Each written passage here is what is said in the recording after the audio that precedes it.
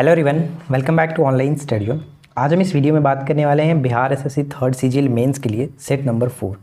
उम्मीद है कि आपने इससे पहले के बाकी के सेट को अच्छी तरीके से सॉल्व कर लिया होगा। अगर आपने नहीं देखा है तो मैं आपको रिकमेंड करूँगा कि आप प्लेलिस्ट चेक कर लीजिए, वहाँ पर आपको सारी वीडियोज़ मिल जाएगी। और साथ ही में मैंने आपको 1 से लेकर के 10 पार्ट तक का मास्टर वीडियो भी प्रोवाइड कराया था वॉल्यूम 1 का। अगर आपने उसको नहीं देखा है तो ज़रूर देखिए, क्योंकि ये सब जो क्वेश्चन है वो आपके आने वाले एग्जाम्स के लिए काफ़ी हेल्पफुल रहेगा। ठीक है, चलिए इस वीडियो को शुरू करते हैं। तो देखिए, पहला प्रश्न ये है कि प्राचीन यात्रियों और शासनकाल के दौरान उनकी यात्रा का निम्नलिखित में से कौन सा युग्म सही है। तो आपको ये बताना है कि निम्नलिखित में से कौन सा मिलान सही किया गया। तो देखिए, यहाँ पे फाहियान जो आया था वो चंद्रगुप्त द्वितीय के समय में आया था, ये गलत है, तो पहला पॉइंट गलत। हिंसांग जो था वो हर्षवर्धन के समय में हुआ था, तो यहाँ पर ये भी पॉइंट गलत है। तो सही कौन सा हुआ? कोई भी नहीं, ना ही 1 ना ही 2। ऑप्शन हम बी को टिक करेंगे। सेकेंड क्वेश्चन है कि तोड़ा जो है एक खेल नृत्य निम्नलिखित में से किस राज्य से संबंधित है। तो देखिए, यहाँ पे तोड़ा जो है एक खेल नृत्य है, इसका संबंध किस राज्य से? तो ऑप्शन सी को टिक करेंगे, हिमाचल प्रदेश बिल्कुल सही होगा। क्वेश्चन नंबर 3, निम्नलिखित में से कौन पाकिस्तान के पहले राष्ट्रपति थे? पाकिस्तान के पहले राष्ट्रपति बताइए, निम्नलिखित में से कौन थे? तो यहाँ पे हम देखेंगे ऑप्शन जो कि सी बिल्कुल सही होगा, सिकंदर मिर्जा करेक्ट होगा, option C Sikandar Mirza. Fourth question, निम्नलिखित में से कौन सी नदी तिब्बत के मानसरोवर के पास राकसताल से निकलती है, जहां इसे लांगचेंग खबाब के नाम से जाना जाता है, और यह सिपकिला से होकर के गुजरती है। जो भारत में सिपकिला दर्रा हिमाचल प्रदेश में, उससे होकर के गुजरता है। तो इस नदी को हम कहेंगे सतलुज नदी, सतलुज नदी, option A Sutlej, option A होगा। अगला है कि द्रवों में घर्षण को क्या कहा जाता है? द्रवों के बीच जो परत के बीच घर्षण लगता है उसे क्या कहते हैं? तो इसे विस्कोसिटी यानी कि श्यानता हिंदी में कहते हैं, ऑप्शन बी हो जाएगा। और जो श्यानता होता है वो द्रव और गैस दोनों का गुण माना जाता है, तो ऑप्शन बी होगा। अगला प्रश्न कि निम्नलिखित में से कौन सी भारत और चीन के मध्य स्थित 3 व्यापारिक जांच चौकियों में शामिल नहीं है? व्यापारिक जांच चौकियों में शामिल नहीं है। तो देखिए, अगर हम तीनों दर्रे की बात करें ऊपर से, तो ये तीनों दर्रा यहाँ पे होगा, लेकिन खैबर दर्रा अफगानिस्तान पाकिस्तान के बीच पड़ता है, तो यहाँ पे चीन के साथ बिल्कुल कोई संबंध नहीं होगा, भारत के साथ कोई संबंध नहीं होगा। तो यहाँ पे हम डी को टिक करके आगे बढ़ सकते हैं। अगला प्रश्न है कि किसके द्वारा दिल्ली सल्तनत में इक्ता प्रणाली को स्टार्ट किया गया था? इक्ता प्रणाली को संस्थागत रूप से लागू किया गया था, किसके द्वारा? तो इक्ता प्रणाली स्टार्ट किया गया था इल्तुतमिश, जो कि ये गुलाम वंश के एक शासक थे, गुलामों के गुलाम के नाम से ये प्रसिद्ध थे, तो यहाँ पे सी होगा। 40 सरदारों का जो गठन है, तुर्कान चहलगानी जिसको कहते हैं, इन्होंने ही गठन किया था, इल्तुतमिश। अगला प्रश्न कि विद्यांजलि परियोजना क्या है? विद्यांजलि परियोजना क्या है? तो अकॉर्डिंग टू ऑप्शन हम यहाँ पे अगर चारों ऑप्शन को ध्यान से देखें तो सही होगा ऑप्शन डी। राजकीय विद्यालयों में शैक्षणिक कार्यों में सहायता हेतु स्वयं सेवक एक तरह का विद्यांजलि योजना का संबंध है, तो ऑप्शन डी होगा। भारत के पहले गणतंत्र दिवस परेड में मुख्य अतिथि कौन थे? मुख्य अतिथि कौन थे? तो यहाँ पे सही आंसर हो जाएगा ऑप्शन ए, इंडोनेशिया के राष्ट्रपति। यानी भारत के पहले गणतंत्र 1950 की जब बात आती है वहाँ पे, तो इंडोनेशिया के राष्ट्रपति। अगला है कि किसे भारत सरकार द्वारा पहला विधि अधिकारी माना जाता है? भारत में पहला विधि अधिकारी किसको माना जाता है? तो महान्यायवादी, और महान्यायवादी को हम यहाँ पे अटॉर्नी जनरल कहते हैं, तो यहाँ पे ऑप्शन सी होगा, अटॉर्नी जनरल। देखिए, नेक्स्ट प्रश्न ये कि भारतीय प्रतिभूति एवं विनिमय बोर्ड, जिसको हम लोग सेबी के नाम से जानते हैं, तो सेबी का फुल फॉर्म यहाँ पे ध्यान रखना, securities and exchange board of India, इसकी स्थापना हुई थी। इसकी स्थापना अगर आपने ऑप्शन बी को टिक किया तो फिलहाल ये गलत हो जाएगा, क्योंकि 1982 में नाबार्ड की स्थापना हुआ था, जबकि यहाँ पे सेबी की स्थापना 1992, यहाँ पे बिल्कुल सही होगा, ऑप्शन सी पे जाएंगे, सी करेक्ट है। अगला है कि किस स्वतंत्रता सेनानी ने मुंडक उपनिषद से लिए गए शब्द सत्यमेव जयते को लोकप्रिय बनाया था? तो कभी कभी प्रश्न आपसे यही पूछा था कि सत्यमेव जयते कहाँ से लिया गया, तो मुंडक उपनिषद से लिया गया। अब यहाँ पे प्रश्न ये है कि स्वतंत्रता सेनानी ने इसको लोकप्रिय बनाया, तो ऑप्शन सी हो जाएगा, मदन मोहन मालवीय जी। मदन मोहन मालवीय जी, ऑप्शन सी। अब ये कमेंट करके बताइए कि मदन मोहन मालवीय जी के द्वारा जो स्टार्ट किया गया था पत्रिका, कौन कौन सी पत्रिका इनके द्वारा स्टार्ट किया गया था, कमेंट करके बताइए। किस राज्य को अनुच्छेद 371 के तहत विशेष राज्य का दर्जा प्रदान किया गया? देखिए, अनुच्छेद 371 के अंतर्गत जितने भी राज्यों को विशेष दर्जा दिया गया, उस पर हमने एक अलग वीडियो बनाया, जो कि बहुत अच्छा ट्रिक के साथ आपको याद कराया गया, तो आप उसको अच्छे से देख लीजिएगा। तो यहाँ पे हम फिलहाल सही आंसर क्या टिक करेंगे? ऑप्शन हम सी को टिक करेंगे, नागालैंड। ठीक है, नागालैंड बिल्कुल करेक्ट होगा। नेक्स्ट प्रश्न कि किसे अखिल भारतीय सेवाओं का जनक माना जाता है? किसे अखिल भारतीय सेवाओं का जनक माना जाता है? तो ध्यान रखना है कि अखिल भारतीय सेवाओं के जनक के रूप में सरदार वल्लभ भाई पटेल को जानते हैं। ऑप्शन ए होगा। निम्नलिखित में से कौन नील आयोग के अध्यक्ष थे? नील आयोग के अध्यक्ष कौन थे? नील आयोग के अध्यक्ष के रूप में हम जानते हैं WS सेटोनकार। ऑप्शन ए हो जाएगा। ठीक है, ए बिल्कुल सही है। नेक्स्ट प्रश्न है कि BIS के संबंध में निम्नलिखित में से कौन सा कथन गलत है? ब्यूरो ऑफ इंडियन स्टैंडर्ड, जिसको BIS कहते हैं, इसका मुख्यालय नई दिल्ली में, ये सही है। इसका अर्थ आपको यहाँ पे यानी कि फुल फॉर्म हो ब्यूरो ऑफ इंडियन स्टैंडर्ड, ये सही है। और इसकी जो स्थापना की गई थी वो 1986 में किया गया था, ना कि 1983 में। तो ये पॉइंट यहाँ पे गलत होगा, 1986 होना चाहिए था, 1986। तो गलत हमें बताना था, इसलिए सी आंसर को टिक करेंगे। चलिए अगला प्रश्न कि निम्नलिखित में से किस वायसराय ने 1929 में भारत के लिए औपनिवेशिक स्वराज यानी कि डोमिनियन स्टेट के अस्पष्ट प्रस्ताव की घोषणा की थी? तो देखिए 1929 से आप क्लियर कर सकते हैं कि उस वक्त कौन थे। 1929 में हम जानते हैं लॉर्ड इरविन थे, यानी सी हो जाएगा बिल्कुल सही आंसर, लॉर्ड इरविन। भारतीय नाभिकीय प्रशिक्षण स्थल पोखरण राजस्थान के किस जिले में स्थित है? पोखरण जो है वो किस जिले में स्थित है? पोखरण पड़ता है जैसलमेर के अंतर्गत। ऑप्शन बी हो जाएगा जैसलमेर में। किस तिथि को विश्व रक्तदाता दिवस के रूप में मनाते हैं? विश्व रक्तदाता दिवस किस तिथि को मनाया जाता है? प्रत्येक वर्ष 14 जून को विश्व रक्तदाता दिवस। Option B. डगलस एंजलबर्ट निम्नलिखित में से किस उपकरण या फिर इंटरफेस का आविष्कारक माने जाते हैं? Douglas Engelbart.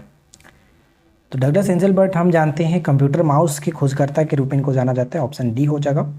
अगला प्रश्न कि निम्नलिखित में से कौन सा विश्व के सबसे उच्च स्थलीय चिड़ियाघर है? यानी दुनिया के सबसे ऊंचे स्थान पर स्थित चिड़ियाघर है, निम्नलिखित में से कौन सा? तो पदमजा नायडू हिमालयन जो प्राणी उद्यान है, ये पश्चिम बंगाल के दार्जिलिंग में पड़ता है। तो डी यहाँ पे करेक्ट होगा। किस पंचवर्षीय योजना के बाद रोलिंग प्लान लागू किया गया? तो रोलिंग प्लान हम जानते हैं कि 1978 से 83 के लिए लगा था। ठीक है, 1978 से 83 के लिए लगा था, लेकिन इसको 1980 में ही बंद कर दिया गया था। तो किस पंचवर्षीय योजना के बाद? तो हम जानते हैं कि 74 से लेकर के 78 तक, 1974 से 78 तक 5वीं पंचवर्षीय योजना चला, और इसको पहले ही 1 साल पहले ही समाप्त करके इसके स्थान पर रोलिंग जो प्लान है इसको लाया गया था। तो हम यहाँ पे कहेंगे 5वीं योजना। ऑप्शन बी 5वीं योजना।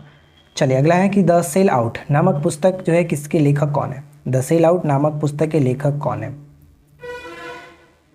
सेल आउट पुस्तक के लेखक पॉल बीटी यहाँ पे ऑप्शन ए हो जाएगा। नेक्स्ट प्रश्न निम्नलिखित में से किस देश में विश्व की सबसे बड़ी संसद है? विश्व की सबसे बड़ी संसद जो है वो किस देश में? तो चीन के पास लगभग 2900 से भी ज़्यादा सीट है संसद में। यहाँ पे चीन की संसद सबसे बड़ी मानी जाती है। Option D. Bend your back वाक्यांश जो है इसका प्रयोग किस खेल में किया जाता है? बेंड योर बैक वाक्यांश का प्रयोग किस खेल में किया जाता है? तो बेंड योर बैक का संबंध हो जाएगा क्रिकेट। Option D cricket. ठीक है, क्रिकेट में। चलिए अगला प्रश्न कि किस त्यौहार को पूर्व का महाकुंभ भी कहते हैं? पूर्व का महाकुंभ के नाम से जानते हैं किस त्यौहार को? अंबुबाची मेला, इसी को पूर्व का महाकुंभ के नाम से जानते हैं। अब आपको ये कमेंट करके बताना है कि अंबुबाची मेला कहाँ पर लगता है, किस स्टेट में लगता है, जल्दी से कमेंट करके बताइए। निम्नलिखित में से किस वर्ष में कांग्रेस सोशलिस्ट पार्टी की स्थापना की गई थी? कांग्रेस सोशलिस्ट पार्टी की स्थापना किस वर्ष में की गई थी? 1934। ऑप्शन डी 1934 में। भारत और पाकिस्तान के बीच सिंधु जल संधि पर हस्ताक्षर किस वर्ष किया गया था?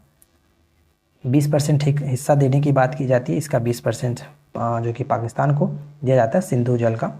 तो यहाँ पे देखिए करेक्ट आंसर क्या होगा? ऑप्शन डी 19 सितंबर 1960 को ये हस्ताक्षर हुआ था। अशोक का जौगढ़ रॉक जो एडिक्ट है किस राज्य में स्थित है? जौगढ़, इसका संबंध हो जाएगा अशोक का जौगढ़ रॉक जो है ये उड़ीसा के साथ। Option B Orissa. निम्न में से कौन सा देश दक्षिण एशियाई मुक्त व्यापार क्षेत्र का हिस्सा नहीं है? दक्षिण एशियाई मुक्त व्यापार क्षेत्र का हिस्सा नहीं है। तो ए को टिक करेंगे चीन। ऑप्शन ए बिल्कुल सही होगा चीन। किस देश ने हाल ही में दानुरी नामक चंद्र मिशन का प्रारंभ किया था? दानुरी नामक चंद्र मिशन का प्रारंभ किया था? राइट आंसर हो जाएगा दानुरी का संबंध दक्षिण कोरिया के साथ, ऑप्शन सी दक्षिण कोरिया। उत्तर भारत में पहला परमाणु ऊर्जा संयंत्र किस राज्य में बनाया जाएगा? उत्तर भारत का पहला परमाणु जो ऊर्जा संयंत्र है वो हरियाणा के अंतर्गत, ऑप्शन बी हरियाणा। उत्सव पोर्टल का मुख्य उद्देश्य क्या है? उत्सव पोर्टल का मुख्य उद्देश्य क्या है? तो यहाँ पे सही आंसर हो जाएगा ऑप्शन ए, डिजिटल पर्यटन को बढ़ावा देने के उद्देश्य से उत्सव पोर्टल को स्टार्ट किया गया। तो राइट आंसर ए को टिक करेंगे। नेक्स्ट प्रश्न है कि भारत और मिस्र के बीच निम्नलिखित में से किस सैन्य अभ्यास का पहला संस्करण जनवरी 2023 में राजस्थान के जैसलमेर में कंप्लीट हुआ है? राजस्थान के जैसलमेर में, और ये भारत और मिस्र का पहला है तो इसलिए इम्पॉर्टेंट भी रहेगा cyclone first. Cyclone first, option A, Bharat और मिस्र के बीच राजस्थान के जैसलमेर में। अगला देखिए कि निम्नलिखित में से किसे हिंदी भाषा में साहित्य अकादमी पुरस्कार 2022 से सम्मानित किया गया? साहित्य अकादमी पुरस्कार 2022 से सम्मानित किया गया बद्री नारायण, ऑप्शन बी होगा बद्री नारायण। नेक्स्ट सवाल, निम्नलिखित में से कौन सा समुदाय पपेटी नामक त्यौहार मनाता है? देखिए पपेटी सभी मतलब कि इसका एक और नाम होता है, उस नाम को सभी लोग जानते हैं, लेकिन अगर एग्जाम्स में पपेटी लिखा जाए तो मैक्सिमम चांसेस है कि इसको लोग गलती करेंगे या फिर छोड़ेंगे या फिर तुक्का लगाएंगे। तो पपेटी आप सभी लोग जानते हैं, नौरोज, नौरोज को ही पपेटी कहते हैं और नौरोज पारसी का त्यौहार है। यहाँ पे बी हो जाएगा बिल्कुल सही आंसर, पपेटी। अगला है कि काजिकिस्तान की मुद्रा बताइए क्या है? काजिकिस्तान की मुद्रा क्या होती है? काजिकिस्तान की मुद्रा यहाँ पे ऑप्शन सी हो जाएगा टेनगे। टेनगे अभी हाल ही में आपको मुद्रा और जो देश है उसकी राजधानी के संबंध में सारी वीडियो एक दी गई थी, तो आप उसको देख लीजिएगा। फिलहाल बढ़ते हैं अगले प्रश्न की तरफ। नेक्स्ट प्रश्न है, निम्नलिखित में से देशों में ताशकंद किसकी राजधानी है? ताशकंद जो है वो किसकी राजधानी है? ताशकंद उज्बेकिस्तान की राजधानी, ठीक है, उज्बेकिस्तान की राजधानी। अच्छा, काजिकिस्तान की राजधानी क्या होता है? काजिकिस्तान की राजधानी जो होता है वो हम कह सकते हैं तो यहाँ पे देखिए ताजिकिस्तान की जो राजधानी, क्या हमने याद किया था कि अगर आप कर्ज लेते हैं तो ताना सुनने को मिलेगा, तो अस्ताना, ठीक है, अस्ताना। और तुर्कमेनिस्तान, तुर्कमेनिस्तान में असागाबाद याद कराया गया था। और ताजिकिस्तान जो कि ताज़ा दूध यानी कि जो कि दुशानवे हम याद रखेंगे। तो फिलहाल यहाँ पे ताशकंद किसकी राजधानी थी? उज्बेकिस्तान की। तो सही आंसर ऑप्शन ए होगा। चलिए अगला प्रश्न कि यूनेस्को के विश्व धरोहर स्थलों में शामिल एलोरा की गुफा निम्नलिखित में से किस पहाड़ी में स्थित है? एलोरा की जो गुफा है वो किस पहाड़ी में स्थित है? राइट आंसर ऑप्शन डी हो जाएगा चंद्रानिका जो कि पहाड़ी है। चंद्रानिका जो पहाड़ी है वो ऑप्शन डी होगा। अगला सवाल कि निम्नलिखित में से कौन सा जो राज्य को सामान्य न्याय और निःशुल्क कानूनी सहायता प्रदान करने का निर्देश देता है? तो ये हम जानते हैं कि राज्य के नीति सिद्धांत के अंतर्गत आता है। और राज्य का नीतिक सिद्धांत किस भाग में आएगा? तो भाग 4 के अंतर्गत, संविधान के भाग 4 के अंतर्गत। तो ऑप्शन डी बिल्कुल सही आंसर बनेगा। अगला सवाल देखिए, अगला सवाल ये है कि 2011 की जनगणना के अनुसार भारत का लिंगानुपात कितना है? तो भारत के लिंगानुपात हम जानते हैं कि 1000 पुरुषों पर 943 महिलाएं। अगर यही 2001 की जनगणना के अनुसार बात करते हैं तो जो महिलाएं थी यहाँ पे हमारा हो जाता 933, ठीक है, 933। अगर वृद्धि की बात करें तो कितना वृद्धि? 10 वृद्धि हुआ, तो ये याद रखेंगे। अगला प्रश्न है कि कुल्लू दशहरा एक रंगीन त्यौहार है जो कि प्रमुख रूप से किस राज्य केंद्र शासित प्रदेश में मनाया जाता है? कुल्लू दशहरा, तो कुल्लू दशहरा का संबंध हो जाएगा हिमाचल प्रदेश। और वैसे भी कुल्लू आप जानते हैं कि हिमाचल प्रदेश में ही पड़ता है। तो ऑप्शन डी। संगम साहित्य के संबंध में निम्नलिखित में से कौन सा कथन सही है? संगम साहित्य, तो 2 पॉइंट्स है, दोनों को पढ़िए और बताइए कि कौन सा कथन सही होगा। देखिए पहला पॉइंट है कि इन ग्रंथों को कवियों की सभाओं में रचा और संकलित किया गया, बिल्कुल सही। कवियों की सभाओं में संकलित संगम जो साहित्य थे मदुरै शहर में आयोजित किया गया था, तो ये भी सही है। दोनों के दोनों पॉइंट सही, ऑप्शन हम बी को जाएंगे। 1 और 2 दोनों सही है। क्वेश्चन नंबर 44 देखिए, अवध पर सहायक गठबंधन जो है संधि कब लागू किया गया था? अवध पर सहायक गठबंधन संधि को कब लागू किया गया था? तो right answer will be option C, 1801 में। 1801 में यहाँ पे सही होगा, ऑप्शन सी। मॉन्ट्रियल प्रोटोकॉल कब लागू हुआ? देखिए ध्यान देना यहाँ पे कि मॉन्ट्रियल प्रोटोकॉल पर हस्ताक्षर एक होता है और एक लागू किया जाता है। तो अगर क्वेश्चन हस्ताक्षर पूछा जाता है तो फिर वहाँ पे हम टिक करते हैं 16 सितंबर 1987 को, लेकिन यहाँ पे लागू किया गया तो ये अस्तित्व में आया था आपका 1 जनवरी 1989 को। तो यहाँ पे डी को टिक करके आगे बढ़ेंगे। और मॉन्ट्रियल प्रोटोकॉल का संबंध ओजोन परत के संरक्षण से संबंधित है। चलिए अगला प्रश्न कि राष्ट्रीय डेयरी अनुसंधान संस्थान कहाँ स्थित है? राष्ट्रीय डेयरी अनुसंधान संस्थान कहाँ पर पड़ता है? तो ये करनाल में, ठीक है, करनाल, हरियाणा के करनाल में। निम्नलिखित में से किस एक के साथ महाकाव्य जीवक चिंतामणि जुड़े हुए हैं? जीवक चिंतामणि किस धर्म से संबंध रखते हैं ये बताना है। तो जीवक चिंतामणि का संबंध जैन धर्म से होगा। ए बिल्कुल सही आंसर है, जीवक चिंतामणि जैन धर्म। इसके बाद अगला सवाल है कि मणिकर्ण गर्म जल स्रोत किस राज्य में स्थित है? मणिकर्ण गर्म जल स्रोत का संबंध किस राज्य से?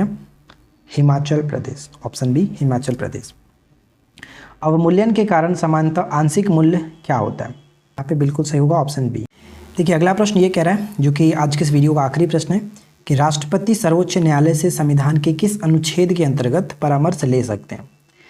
इस परामर्श को ले सकते हैं, लेकिन वो मानने ना मानने ये उनके विवेक के ऊपर डिपेंड करता है। ऐसा नहीं है कि वो मानने के लिए बाध्य होंगे।